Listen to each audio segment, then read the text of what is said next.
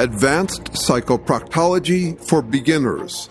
Ahole Diagnosis, Treatment, and Prevention with Dr. Jeremy Sherman.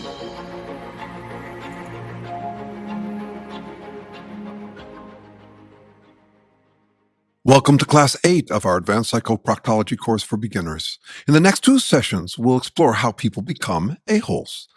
Aholia is a fantasy land where residents of all kinds feel always free and always best. In Aholia, one can do no wrong and yet can do anything. Aholia would be a dream destination for an appetite that resides in any of us, no matter where we come from or where we aim to go. Paths to any destination have downsloping detours that lead to Aholia. People converge on Aholia from every direction because it's so much easier and often more powerful to live there as a pretend god than to live anywhere in reality as a mere human.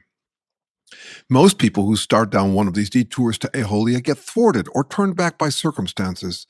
Teens often stray onto the detours, but parents, teachers, friends, the law, and society intervene and redirect them back toward more realistic destinations. Even when these human impediments fail, reality is enough to turn back most detourists. Driving drunk, we can feel totally free and totally best, but reality is not impressed. We might end up wrapped around a tree. If we survive, we might cut back on drunk driving. So too with detours to Aholia. Reality usually sees to it that things don't end well for detourists, and some people learn it in time. Some detours are narrow, some are wide and welcoming. A healthy society narrows the detours. It represents reality well enough to be a bulwark against the natural human tendency to slip down into Aholia. When societies go wrong, they dismantle the obstacles and guide rails and widen the detours, inviting everyone down them. Ultimately, the society becomes a cult, basically a district of Aholia, a reality-denying mutual admiration society. The Trump cult is an example. If you tried to be realistic within that cult, you'd be ostracized. In Class 3, we ruled out many possible ways to distinguish aholes, but we didn't land squarely on an alternative. By now, we can begin to distinguish them by what they gain for being aholes. They get to feel as free, safe, and powerful as gods for far less work than it takes to be human. An ahole's power stems largely from their ability to confuse people. We might get the impression that they're playing three-dimensional chess. No matter where we move, they have us in check. That's on us. We mistake them for playing by the rules and caring about the meaning of what they say. Between spin and frame dominance, they've freed themselves from meanings and rules. We can think of the core ahole trick as demeaning in two senses of the word. First, the conventional definition. To demean is to put people down, to pull rank, holding them as beneath us. Second, a pun. To demean, to stop caring what words mean. To unmean, to ignore the denotations of the words as we explored in Class 6. To call oneself a patriot, Christian, or critical thinker, and to call one's opponents traitors, heathens, and aholes with no regard to what those words denote, what qualifies a person to be rightly labeled as such. To demean, therefore, is to ignore word meanings and assume all the white hat labels for yourself and all the black hat labels for your rivals. I'm a patriotic Christian critical thinker merely because those words sound flattering. Denotations be damned. The positive connotations are all that matter. My opponents are traitors, heathens, and aholes. Denotations be damned. The negative connotations are all that matter. An ahole applies those words merely because they sound demeaning. With that one simple trick, you can enforce absolute confirmation bias. You can deflect all challenges to your authority by this douchebot habit of demeaning. It's a demeaning demeanor, an algorithm for playing God. Since you can demean your rivals, you don't have to listen to or care about them at all. That's no better than a cranky toddler saying, "You're just a poopy butt, so I don't have to listen to you at all." That's spin dominance, but it's also the root of frame dominance. All of those moves listed in the last class are on the edge between being justified and unjustified responses within a debate. For example, there are times when it makes sense to say don't shout, or don't be an a-hole, or don't play the blame game. What then makes those frame dominance moves is their use without regard to the meaning of their terms. To illustrate, on a recent walk, I witnessed two women in their early 80s ask a strapping young buck in a MAGA hat to please pull his pandemic mask up over his nose so they could pass by. He complied, but immediately went on a 5-minute rant about how they could have asked more politely and didn't need to scream at him. He continued the rant long after the older women had passed by, muttering, "That was interesting." They had asked politely, and they certainly were not screaming. All who witnessed agreed. This macho MAGA man was neither hurt nor offended in any way. He was just exercising his robotic, demeaning frame dominance. He had simply discovered the demeaning demeanor that enabled him to maintain godlike presumption. With demeaning, you just have to treat all requests to accommodate as infringements on your rights. You find some way to rule those requests inadmissible, and you get people to back off. Don't just complain when you're disadvantaged. Complain at every possible opportunity. Translate every little or potential ouch into a how dare you. Every little or potential I want into a you owe. Respond to every possible disappointment by parroting whatever moralizing lip service serves you in the moment. It's like blind, deaf, spinning and flailing as hard and wide as you can on a crowded dance floor, yelling, "Don't tread on me." You don't need all that space, but why not take it anyway? If it hurts anyone, that just proves your power. A-holes tell you the rules, trumpiring to keep you in line, but they have no interest in the rules as anything other than weapons. Being an a-hole doesn't require the acquisition of a lot of costly, clever skills, just the simple, demeaning, spin and frame dominance skills we've been exploring, that a-holes acquire in ways we'll be exploring in this session and the next. Here's a start, an example of how simple it would be to fall into the Trump cult, that particular detour into aholia, as voiced by an imagined Trump cult member. I don't know. I guess I was surfing radio channels because I was bored. Don't remember when, but I get Rush Limbaugh's show. And I like it. I don't know why. Just fun, I guess. Entertaining. Felt like I could say that stuff. Actually couldn't, but I'd wanna. People I know said they were listening too. We'd talk about the parts we liked. I could say that stuff with those guys. We laugh about it. Then someone, my wife's sister maybe, I don't remember, she'd hear me saying it and get all irritated. That was fun too, so I'd repeat it. I could really get her going. I know two kinds of people, the ones that like it and the ones that don't. It's fun with both. We're laughing together or I'm laughing at the ones who don't get it. Either way, it's good, harmless fun. I don't see what the big deal is. Do I believe it? Sure, I've given it lots of thought, you know. The more I listen, not just to Rush, but to all those guys, the more I think, why doesn't everyone get it? They tell me I'm a realist for listening to them, and that feels right to me. Some people just have their heads up their asses, I guess. Love to irritate the hell out of them. Wake them up. We have to make America great and all that stuff. What do I mean, make America great? What do you mean, what do I mean? I mean, make America great. Jesus, are you one of them? While many of us are infuriated by the Trump cultist casual slide into aholia, remember, there are many detours. Being an a-hole is a default state for humans. A-holes are literally uncivilized or even non-civilized. Unconstrained by healthy civilization, any of us might become a-holes to the extent we can get away with it. By nature, we are inclined to learn language, but it takes persistent effort to attend to the meaning of the things we're saying. The default state for humans is to talk out both sides of our mouths, ignoring our inconsistencies. The connection between our emotions and words is stronger than the connection between our words and reality, or between our words from one moment to the next. Again, what do you get when you cross emotions with words? Mostly words that rationalize our emotions. If you're education deprived and unchecked by reality or society, you'll end up using words to your advantage as mindless, meaningless habits, cliches we accumulate because they open and barge through doors. Cults supply those cliches. In the last class, I listed many frame dominance cliches generic to any cult, and each cult has its customized cliches for spin dominance. Just parrot them. If they open doors for you, you'd have no reason to abandon them, instead relying on them more and more. Now let's take a deeper dive down one kind of detour into aholia. This one is a two-step process. The first step is into a doctrine, spinning our interpretations in ways that feed our personal confirmation bias. That's like the guy who picked up on the Limbaugh doctrine and found it resonant, a spin he liked because he could dominate with it. The second step is a transition from the doctrine to generic aholery. To emphasize how anyone can detour into aholia, I'll describe it in the first person, how I would make the transition. So here I am, dealing with my human vulnerability. Like all organisms, I've got to selectively interact with my real circumstances to stay alive. It's iffy trial and error that can fail. As with other animals, I've got feelings too. So the risk of failing makes me anxious. But unlike all other organisms, I'm human. I have language, which exposes me to many more possibilities. That makes me still more anxious.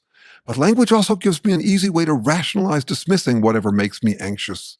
I can selectively interact in the virtual realm of language, checking out of reality. In other words, I'm prone to confirmation bias. But I'm also hemmed in by my conscience. Sure, I might lash out at people who say disappointing things to me, but I'll tend to feel guilty about it and even apologize eventually because something in me knows that I have to be brave enough to face disappointments and learn from them. In other words, I know that confirmation bias is a problem I need to manage. Now, I hear lots of possibilities in the course of my days, but one really smacks me between the eyes. An opportunity, a breakthrough, a moment of woke enlightenment, a life-altering epiphany.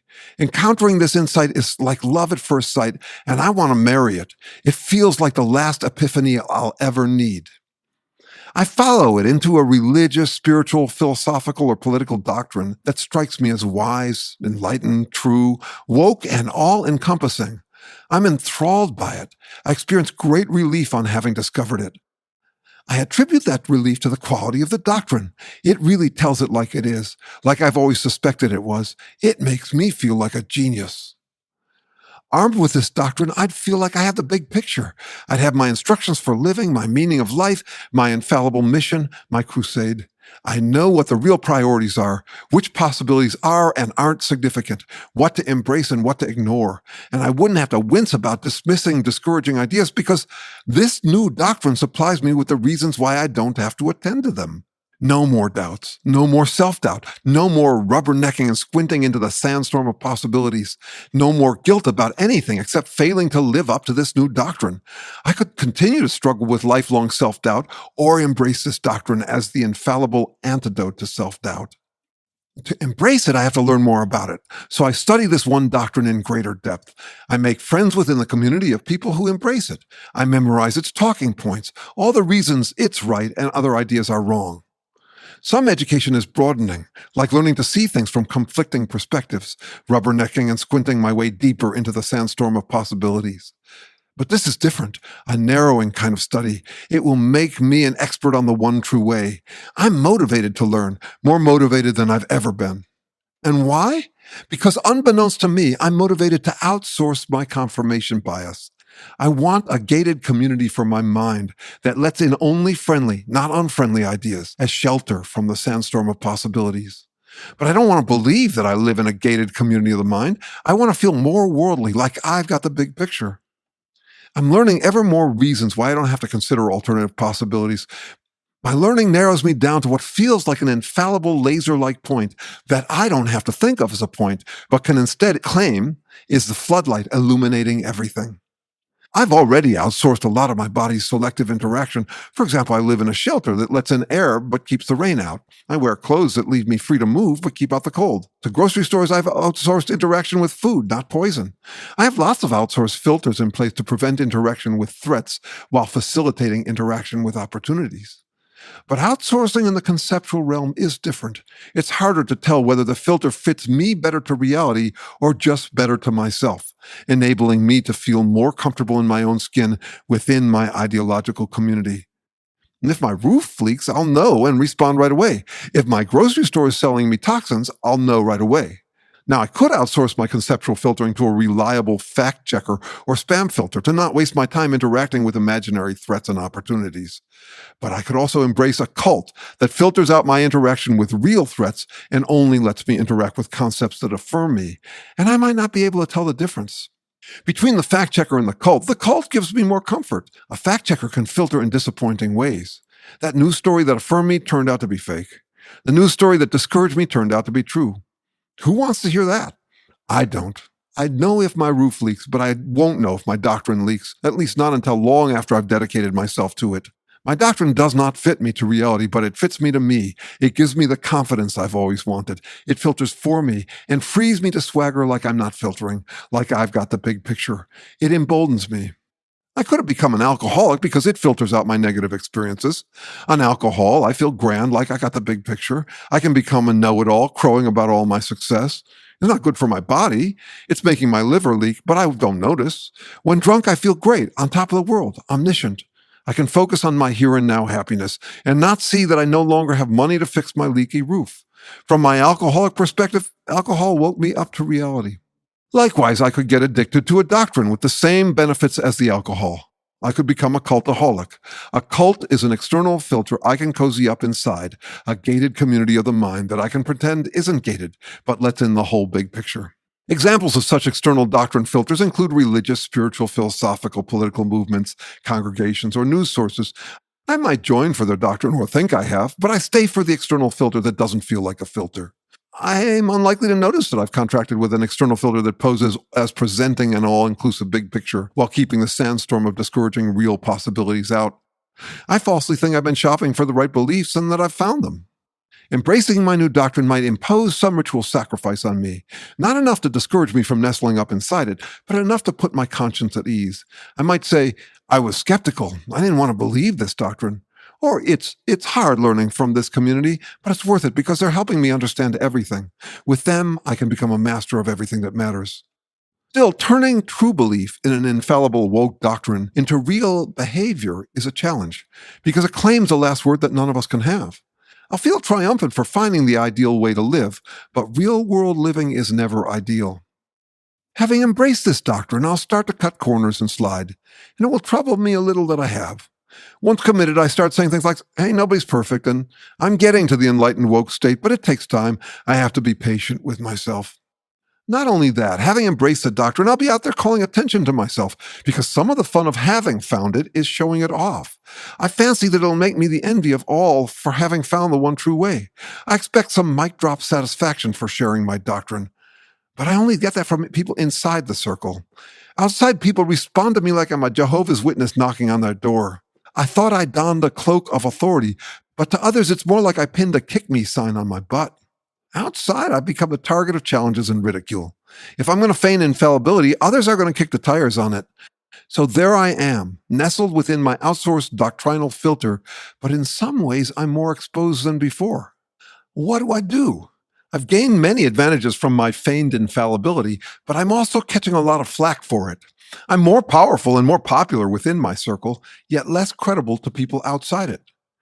Should I give up my claim to have found the infallible doctrine and re-enter the degrading sandstorm of possibilities? Or should I redouble my effort to live by the one true infallible way and show people that this doctrine is the most realistic, the infallible woke floodlight on all reality? Is there an alternative? Sure there is. I can become an a-hole. Here's how. In my studies to become a better believer in my infallible doctrine, I've learned less about being rational and more about rationalizing. I had to in order to make my infallible doctrine fit my fallible life. And though I thought I was in it for the enlightened doctrine, that wasn't really the point. I was in it to win it, to gain a reliable sense of my infallibility. My epiphany was about that sensation of infallibility, not the doctrine that supplied it. By now, I'm far more addicted to feeling infallible than I am to anything about the doctrine. Well, I can get that feeling more directly if I just rationalize my rationalizations, be shameless about my shamelessness, and turn my faith in the doctrine into proud, blind faith in myself. Faith in a doctrine is one thing. Proud, blind faith in myself is another, and it's better protection, the ultimate invulnerability in the sandstorm of possibilities, which is what I really wanted when I got hooked on my doctrine. Proud, blind faith in myself isn't about ideas. Instead, it's the product of my ability to deploy relentlessly the spin and frame dominance tricks we explored in the last two sessions. So long as those tricks are working reliably enough, I no longer have to worry, wonder, or even think. That's my ultimate release from conscience. No more wincing when people scorn or mock me. To take this easy alternative to either giving up or doubling down on my doctrine, all I have to do is declare holy war. Holy war is an oxymoron. It's holy because I'm an infallible saint, but all's fair in war. No deed too dirty for a saint like me. My holy war declaration makes me feel absolutely free and absolutely safe from all challenges to my self-proclaimed authority, dignity, and honor. I do it in the name of my doctrine, but by now that's just a front, a cover, the jersey I wear. For example, it's not really an America First doctrine. It's me first. Me and whoever else says me first by my side without challenging me. Strength in numbers, even though it's really all about me. My holy war declaration makes me feel absolutely free and absolutely safe from all challenges to my self-proclaimed authority, dignity, and honor. My glass house is no longer glass. It's a capacious fortress high above everyone, sheathed in titanium and armed with an infinite arsenal of demeaning stones, words I don't mean, but can shower down on all those inferior humans still living beneath me in constricting glass houses. Declaring holy war is my keystone hypocrisy, the ever-tolerant mother of all of my other hypocrisies. I can shame people for their hypocrisy, always with an excuse for my own. I can play moral police to the world, and if anyone retaliates, I can switch to warrior cynicism. So what? This is war. You fight too. For example, suppose I'm called a hypocrite for not living up to my doctrine's standards. Well, so what if I'm a hypocrite? If it's war, me heroically battling against the world of devilish fools, all is fair. If I'm infallible and holy, what's wrong with hypocrisy anyway? Saints, popes, kings, and billionaires, they all get to be hypocrites. That's the reward they've earned for their excellence. Instead of wincing when people accuse me of hypocrisy, I can wear hypocrisy as a badge of honor, a status symbol. To be a blatant hypocrite proves I'm like a king. It's bling, like owning a fleet of Ferraris. Not everyone deserves to be a hypocrite like me. By declaring holy war, I become a shapeshifter with the simple way to organize my shapes. I'm a shape toggler, really, switching fluidly between two core identities. I'm the holy saint, the upholder of all morality, chastising people for not living up to my high moral standards. And I'm a ruthless warrior, a mercenary marauder who mocks my challengers for caring about moral standards. I get to be both prude and brat, pope and punk, saint and cynic, nun and anarchist, defender of the status quo and cultural wrecking ball, upholder of moral decency and rabid insurrectionist, high horse parent and petulant child. I can scold down at my rivals as though they're children, or I can tantrum up at my rivals as though they're tedious parents. Switching between these two postures, never again do I have to have an eye-level adult debate with other adults. My enemies are either children to be tutored or overbearing parents. Either way, they're the problem. I'm the hero. I get the best of both worlds. I can gloat about my parental moral power, my might proving me right, and I can pretend I'm an oppressed, browbeaten child, the suffering martyr. Shifting between dominating from above or revolting from below, I can avoid meeting my challengers eye to eye, adult to adult. Aholes don't just go low, they alternate between low and high horse. It's no mystery at all that the Trump cult is the pairing of evangelical prudes and hooligan thugs, nor is it a mystery that their white hat symbol is Jesus, the oppressed martyr, King of Kings. Aholes will get you second coming and going. If they're winning, it proves they're right. If they're losing, it proves you're wrong.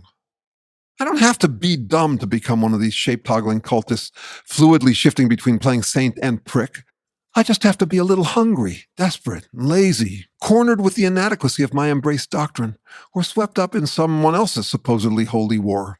The dumbness comes readily with time. Thinking about my rhetorical inconsistency would only get in the way. Conscience is a burden I don't have to bear, so long as I simply declare myself to be of the highest possible moral character and conscience. It's lip service, a way to sound convincing without needing to even think about what I'm saying. So long as people let me get away with it, I'm safe and free, and they do let me get away with it when I act like I really mean it, especially all those suckers for civility who try to always be tolerant. I discovered this shape-toggling trick and my mind and heart just atrophy. I found a more efficient way to thrive. Ignore denotations. Listen only for connotations. If I hear threats to my authority, I parrot saintly high-horse moral condemnation. If I hear concern or care, I parrot ridicule and contempt. That's all, a toggle between two pre-recorded stances. I find I'll no longer need a mind or heart. They only get in my way, snagging me when I'm out swaggering. Freed from conscience and meanings, but safely mounted atop my high horse and armed with my arsenal of spin and frame dominance tricks, I've got safe mobility I never had before. I thought I'd get it from my doctrine, but it didn't work as well as I hoped, what with that kick me sign on my butt. I commit to what in Class 4 I called non-falsifiability, a can't-fail stance maintained by absolute reliance on spin and frame dominance. From now on, it's heads I win, tails you lose, and if you don't like that, it's tails I win, heads you lose. No matter what, I win. This is the ultimate virtual ratchet made possible by human language, confirmation bias to solve all of my problems. I become like a virtual version of the ratcheting device used in self-winding wristwatches, designed so that no matter how people shake me, I get wound up, motivated, and self-affirmed.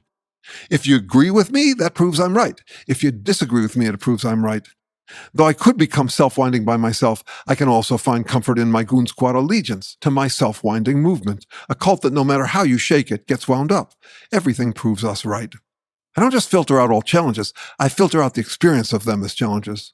I don't just have blind faith, I have blind faith. I don't just rationalize, I rationalize my rationalization. I don't just become shameless, I become shameless about my shamelessness, so that when people say shame on you, I just laugh. I stop studying anything but the cliches that I can use to feel right about everything.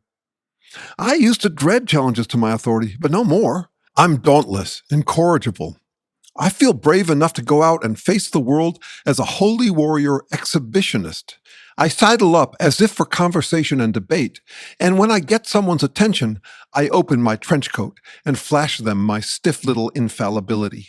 Now that I'm self-winding, I like to get a reaction out of people. However they respond, I've got my way to retaliate that will make me feel triumphant.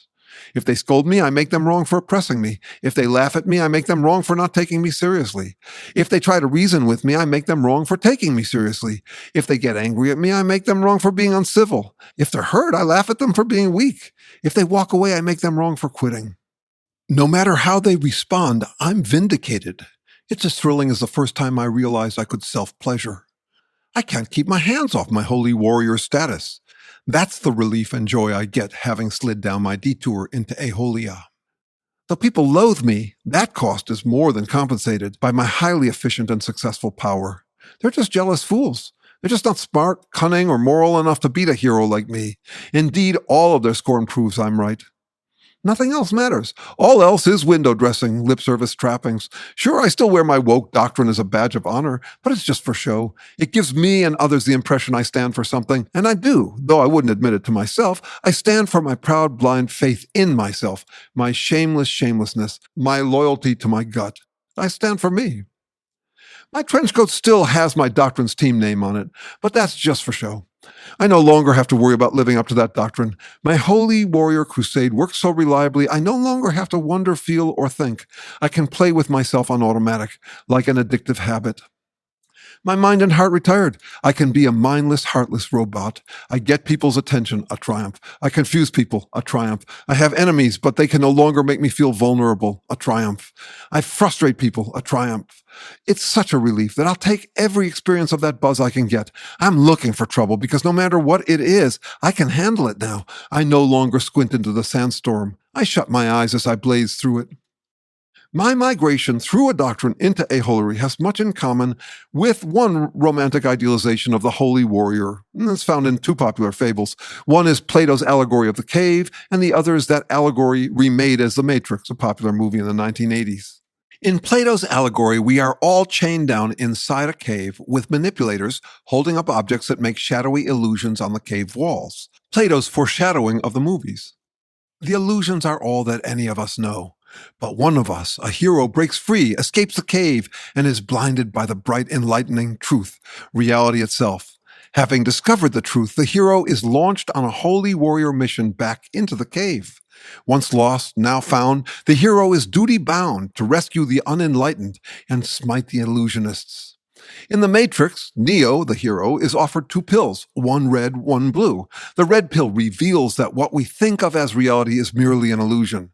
Taking it is like escaping Plato's cave and realizing that the illusionists are your enemies.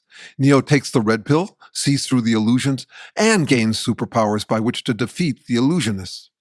A more realistic interpretation of either story is that having discovered that you were fooled, you realize that you're foolable. You accept your gullibility and fallibility. I once was lost, and now I'm found out to be someone who can get lost. But that's no fun. The more satisfying option is to proclaim oneself found and on a mission to save others. I once was lost, but now I'm found becomes I once was lost, but now I'm blind, blinded by my visions of my own incorrigible heroism. That way I can fight blindly, and everyone who gets in my way is just an evil illusionist. Some Trump trolls made a thing of claiming they ingested the red pill. That's what justifies them acting like pills, tedious and annoying to anyone who doesn't see the world their way. To them, everyone who disagrees with them is a blue pill illusionist. In review, my cult detour into aholery was a two-step process. For protection from the sandstorm of possibilities, I first tried to shelter myself within some bedrock infallible doctrine, but the bedrock said no hiding place. Whatever doctrine I embraced, I couldn't walk my talk, and people ridiculed me for my hypocrisy. People could still get through to me, shaming me for not practicing what I preached. So I took the second step that made me an absolute a-hole. I slipped into shamelessness about my shamelessness. If I wasn't living up to my beliefs, I didn't care anymore. I had two ways to feel heroic, by claiming moral standards and shaming moral standards. I stopped caring about living up to that doctrine. I became what I earlier called a dishonest false believer, someone who doesn't walk the talk but still feels entitled to all the high horse exceptionalist perks that come from claiming to believe. I wear my cult's jersey as an exhibitionist trench coat and think it entitles me to absolute authority. But I no longer feel at all obligated to practice what I preach. I took a leap of faith into an infallible doctrine. I wanted it to make me invincible, but that didn't work. Infallible doctrines don't. I ended up failing, not walking my talk out in the open, exposed as a representative of the doctrine. I had expectations of elevation, not demotion. But when people noticed my failings, I wasn't going to just give up, and it turned out I didn't have to. I could just mix and match generic rhetoric for spin and frame dominance, so no matter what anyone said, I had a triumphant answer for everything. As we'll see in the next session, one can become self-winding by oneself, a go-it-alone a-hole without a cult or doctrine. In my case here, though, I was seduced by a supposedly infallible doctrine and its followers. Some of the followers were true believers, but many had made the transition I describe here, becoming dishonest false believers, wearing the team jersey without caring any more about living up to its standards, since they don't matter to feigned infallibility. It turns out I didn't need a doctrine. I just needed to strut and swagger as if I've got one. The preaching is only for tutoring rivals, keeping them tangled up in my accusations, so I never have to explain my beliefs. We see that in the Trump cultists. We know what they're against, everyone who disagrees with them. We know it by their relentless contempt for anyone in their way.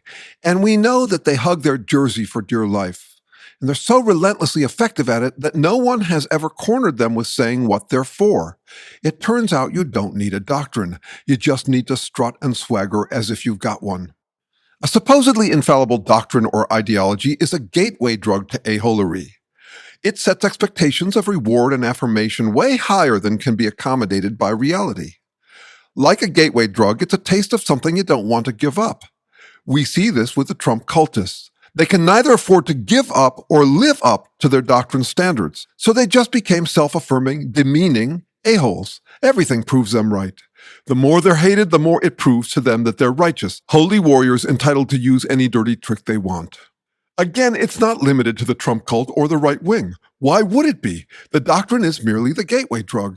Its sweet, empty-calorie Kool-Aid comes in any flavor you can imagine. Any doctrine will do. And so far, no doctrine has ever successfully barred access to the a-hole Kool-Aid. It's always available, the punch bowl within reach to all who come.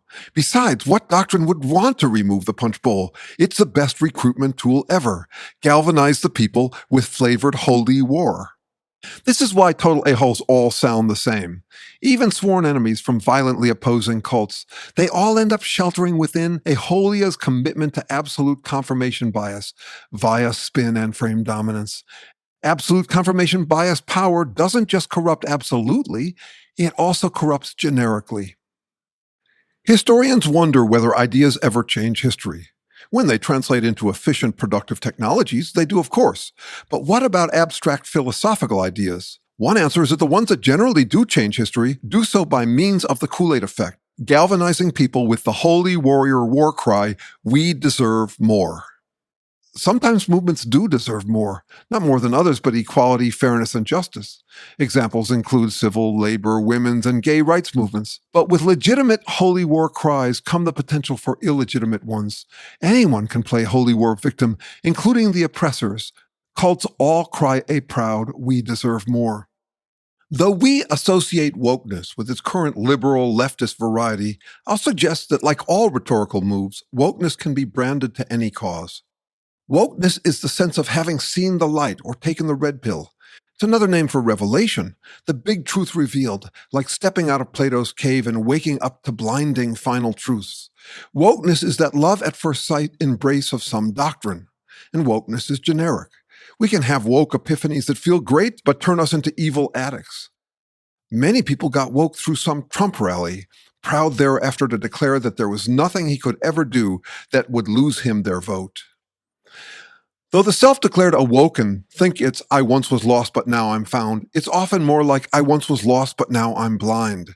One can wake up to whatever, including horrible supposed revelations that turn people into blind absolute cultists. Who said all epiphanies make us wiser? They can make us blinder too. By this definition of wokeness as generic, there have been woke movements throughout history. Christianity was a woke movement, Protestantism and Islam too. The French and Russian revolutions and even Nazism were woke movements, as was Trumpism. Despite their radically different doctrines, what these movements have in common is a sense that one can gain some sudden insight, last word infallibility, the grand aha to end all ahas. Those who declare themselves woke perceive their transformation as permanent. I once was lost, but now I'm found, and not just until I nod off again, but found forevermore. Woke isn't, "Hey, I have an idea that might work in our situation." It's rather, "I have the idea that will solve the big problems forever," which makes awakening a peculiar metaphor. When awakening from slumber, it's never forever. People wake up daily and fall back asleep nightly. Woke movements tend to ignore the huge difference between embracing a doctrine in principle and living it in practice. It's like declaring yourself open-minded because being open-minded sounds to you like a good idea, or because it's popular. All the cool kids are wearing that bling, so you'll wear it too. Wokeness is a gateway to talk is walkism. I'm open-minded because I say I am. There's a big difference between wanting to have implemented an idea and actually implementing it. Ideologies tend to conflate the two, often making that conflation part of the teachings. For example, becoming born again, getting enlightened, choosing love, or joining the Communist Party, as though changing one's behavior was a matter of deciding you should, as though changing our habits is as simple as flipping a switch. Wokeness is what Buddhists call sudden school, or the Christians call revelation, as if, when we're in the right frame of mind to receive eternal truths, they're revealed to us with a sudden jolt of insight, liberating us from our base human nature so we can rise automatically into some transcendent state. With wokeness, we enter the earthly equivalent of purgatory. We found the truth. We're destined to live by that truth the way the Catholics enter purgatory, God's waiting room before inevitable entrance into heaven. As with leaving Plato's cave of illusions or Neo taking the red pill, the woke feel as though they've found their calling, the thrilling missionary work of teaching the deluded. They tend to assume that their students will all be as excited as they were to discover the infallible truth, forgetting how much of their excitement is about getting to be the teacher. Alas, students don't share in the pleasure of pedantry, the thrill of ideas merely because they're ours. When the world isn't awakened as fast as the impatient, expectant woke would hope, the woke provoke, trying to shake the world out of its slumber. They can't plant seeds on the hardened soil of the status quo, so they foment chaos, tearing things down, loosening the soil to forest the world with the woke alternative. Only a few woke movements succeed in gaining power. When they do, the woke go for broke and end up broken, either fizzling out or becoming just another district of aholery, as a Trump cult is now doing. The pattern of woken to broken decay is so reliable and yet never foreseen by the woke movement. The woke paradox is this: the naivete necessary to foment a woke movement is the same naivete that dooms it. This woke paradox is the last word paradox at the mass movement level. Words tempt us to claim last words that later words make unattainable. Last word or woke movements claim naive last words that fail to foresee subsequent words. Once in power, woke movements get slammed by realities for which they're unprepared. It turns out they haven't transcended human nature as they dreamt they would. If anything, power and practical pressures make them more expediently human. Their vague woke abstractions and platitudes provide rationalizing cover for expedient opportunism. The woke reach up with one hand to hold fast to their lofty doctrine, but as a rationalization for reaching down with their other hand to grab whatever they want. Communism became just the next power grab. The chaos they sowed becomes the chaos they reap. A loosened status quo is anyone's to exploit. Once in power, woke prophets are swarmed by copycat prophets. Everyone's got a different vision of how things should go, and plenty will leap at the loosened soil to implement their new vision. When Martin Luther broke the Catholic Church stranglehold on Europe, Protestantism splintered into so many different sects that Luther became a bloodthirsty tyrant, encouraging the slaughter of all these anti-Christ sectarians. In promoting their great transformation, woke movements focus only on the moment of initial victory over the status quo and the happily ever after they assume will follow naturally from it. They always fail to foresee the inevitable backlash. The powers that were don't just surrender. They plot and retaliate. Soon the woke movement is under siege, as the French and Russian Revolution were. Indeed, as the counterculture movement was, declaring the dawning of the age of Aquarius and totally blindsided by the right-wing resurgence. The Soviet communists didn't suddenly attain the bread and peace that they campaigned on. Rather, they were besieged inside and out. In practice, a woke ideology is no help. It only felt like a directive. It's vague, too open to interpretation. The woke begin to bicker and backbite, attacking each other for not living up to the mission. Meanwhile, the woke movement followers are impatient for improvement. They bought into the dream of sudden improvement, and that's not being delivered. Naive, they thought being against the status quo was enough, as though if you tear down the old, the new and improved would naturally follow. It doesn't, of course. People remain people, not the gods they wish to be. When cornered with this onslaught of unforeseen problems, woke movements tend to elevate aholes, psychopaths, and sado-narcissists, the most ruthless, dishonest false believers. Once in power, Lenin headed a bickering government of abstract Marxist theorists jockeying for authority while society collapsed. Lenin elevated Joseph Stalin, a psychopathic Marxist in name only. The right-wing woke cult culminating in Trump followed a similar pattern. The pattern is so reliable that I suspect that no woke or revolutionary doctrine could ever be put into practice, neither the ones you might favor nor the ones you oppose. We'll never see true communism or libertarianism, St. Augustine's city of God, the truly Islamic state, or even a hippie paradise of love and happiness. No sooner are they tried than they become districts of aholia. No sooner have the woke cleared a path to their woke destination than the aholes and cultists cut in and take over. The path to woke virtue just becomes a wide slide detour to aholia, and the ideology just becomes a branding, a rationalization for the same fake, infallible absolutism tempting to all of us word-slinging humans. What's the difference between Islamic fundamentalism, Christian fundamentalism, communist fundamentalism, or libertarian fundamentalism? The spin. It's all the same empty-calorie cult Kool-Aid, just in different flavors. In the next session, I'll take myself down several cult-free detours into aholia, showing just how many ways one can become an a-hole without a doctrine as a gateway drug. After that, we'll have a session on distinguishing a-holes in which we get practical, how to bet that you're dealing with an a-hole, which is crucial for where we're going next, what you've been waiting for so patiently, how to stop a-holes without becoming one. And if you haven't been waiting patiently, sorry, but I don't think we can begin to fight a-holes effectively without deepening our understanding of what's going on with them.